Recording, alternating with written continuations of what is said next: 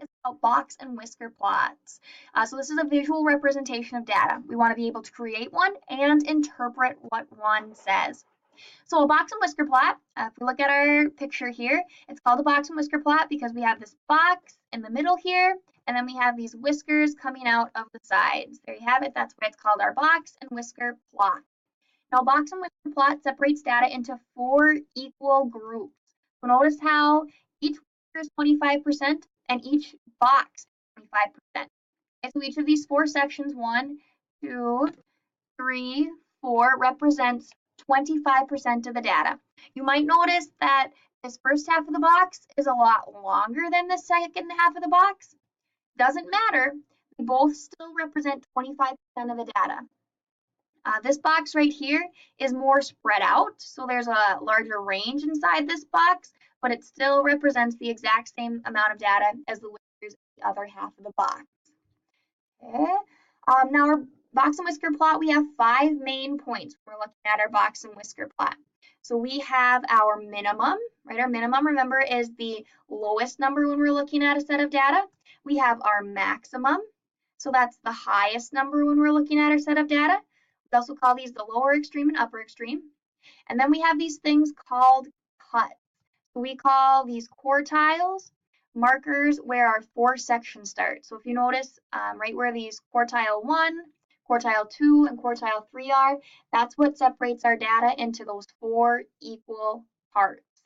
Okay. Also note that quartile 2 is the same as our median.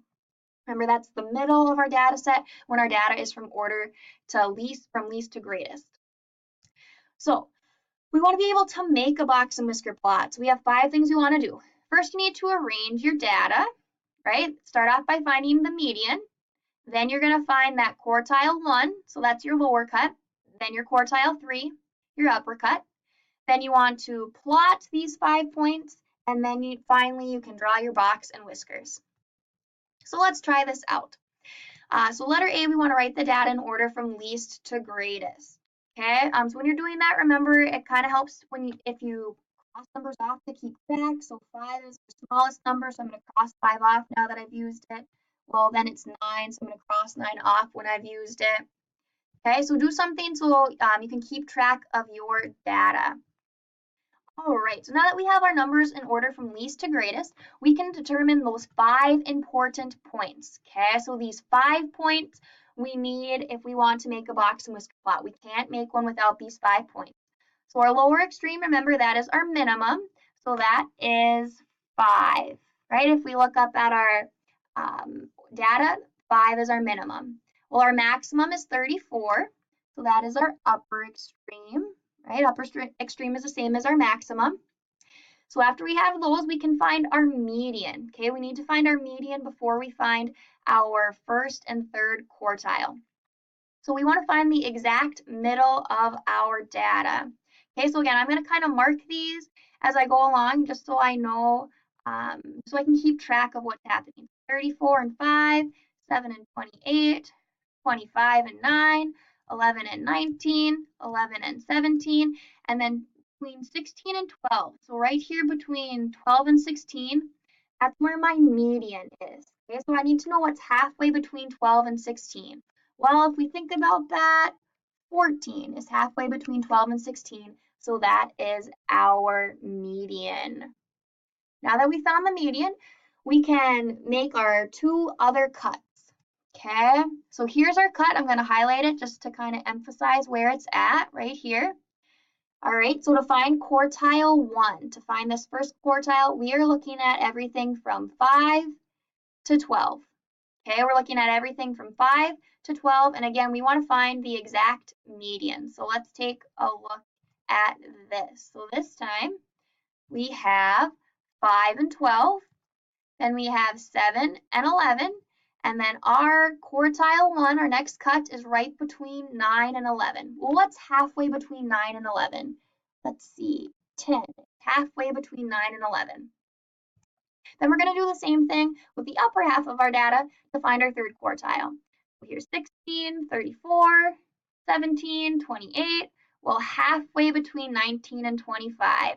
That is our third quartile, or our Q3. And that is 22. 22 is halfway between 19 and 25. So now we have our minimum, our maximum, our Q1, Q2, and Q3. So we are ready to make this box and whisker plot. Okay, well, I don't know about you, but I don't really want to go down here on my number line and write the numbers 1 through 34. So I'm going to take a shortcut. I'm going to go by intervals of 5. So 5, 10, 15, so on and so forth. Okay, so I've labeled my axis, and now I'm ready to plot those points. So here we go. My lower extreme is 5. Okay, my upper extreme, my maximum is 34, which is right about here. Then we've got our median, which is 14, so that's right about here. Then we have our lower quartile of 10 and our upper quartile of 22. So we've marked those 5 points. And after we've marked those 5 points, all that's left to do is connect our lines. We want to make a box. Okay, we're going to use our quartiles to make our box. Here we go. Try and make it as nice as you can. And then we are going to connect, right, our quartile 3 to our maximum and our quartile 1 to our minimum. And there you have it, a box and whisker plot. Very last thing we're going to look at is finding the range and the interquartile range. So remember, the range is just when you take the maximum and you subtract the minimum. So we're just going to take 34 and we're going to subtract 5. When we take 34 and subtract 5, that gives us a range of 29. The interquartile range is when you take Q3 and you subtract Q1. So quartile 3 minus quartile 1 would give us 22 minus 10, and that would leave us with a range of 12, an interquartile range of 12. Let's take a look at another one. So our data is already ordered, so you may want to pause the video and try to figure out some of these for yourself. So our minimum is 20, our maximum is 73, and our middle is 47. Find our quartile. So we're looking at this left half of the data to find Q1. Well, we're looking at the numbers from 20 to 31. So the middle of 20 to 31 is 22. So our Q1, our lower quartile, is 22. Then we look at our right half for our Q3. Well, we're looking from 53 to 73. So our middle is 64. 64. Notice how we looked to the right or left of our cut, right? Since our cut was right on 47, we didn't include it when we were looking for our Q1 and our Q3. So now we can go ahead and we can create our box and whisker plot. Notice how this time I had my scale go by 10, 20, 30, 40, so on and so forth. So I'm going to plot those 5 points. Here's our box plot. The last thing to do is find our range and our interquartile range.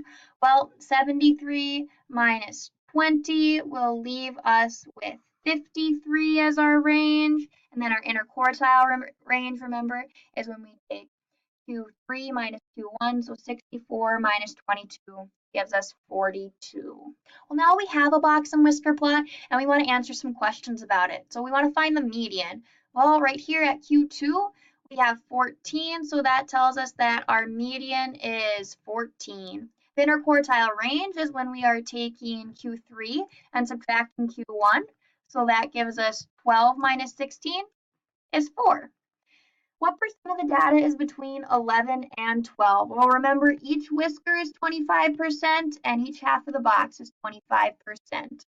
So if we're looking, we have data from 11 to 12. That is 25%. Well, then we want the data between 15 and 18. So here's 15, here's 18. So again, that's a whisker. So that represents 25%. Last but not least, we want the data between 12, so all the way here at 12 over to 18. Went too far, 12 to 18. So that's 25 plus 25 plus 25 tells us that that is 75% of our data. Look at another one. So this box and whisker plot is talking about the price of candy bars. Well, how many candy bars cost $4? Well, our Box and Whisker plot doesn't go over that far, so none of the candy bars cost that much. How about the median price of a candy bar? So try and find the median. Well, right here in the middle of our Box and Whisker plot, we have 1.5, so $1.50 is our median. So if you're looking at the area from 250 to 350, that is a lot more spread out than our area from 1 to 150. So what does that tell us about our data? Remember, each still represents 25%. So they represent the same amount of data. It's just that for the prices between 250 and 350 are more spread out.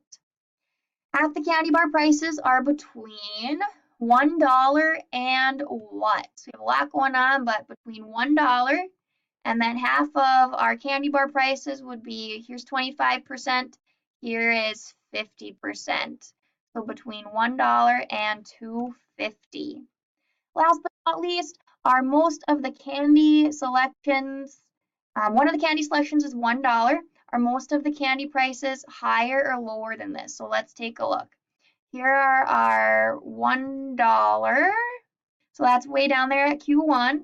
Well, if we're looking, 25% of our data is over here to the left, that's lower, and then 75% is higher. So that tells us most of our candy prices are higher because 75% of our data is higher than $1.